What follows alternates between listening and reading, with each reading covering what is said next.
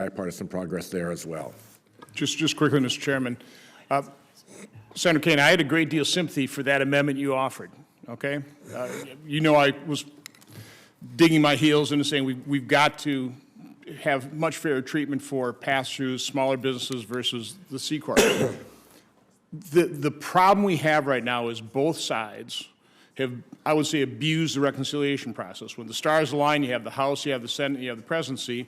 We use this budget reconciliation process. You ram through, whether it's tax cuts or larger spending, at the last minute, nobody sees any of this stuff, whether it's the spending bill or the tax bill, okay? That dysfunction has to end, and what I would recommend, and why I appreciate this hearing so much, is we've got a major fiscal cliff occurring in 2026. Small businesses are going to be really put at a disadvantage when, again, I couldn't believe, what I held out for was only for 8 years. I would have been happy to increase the corporate tax rate to make that permanent so we wouldn't face this fiscal cliff.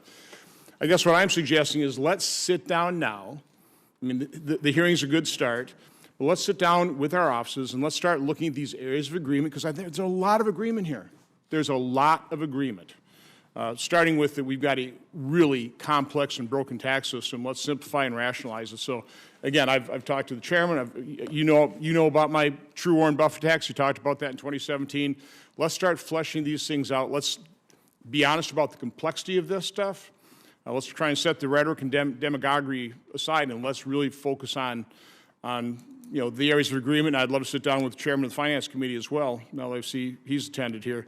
Let's start working this out now so that when we get to 2025, we actually have a bipartisan package, something we can all agree on and pass in regular order, as opposed to abusing the reconciliation process.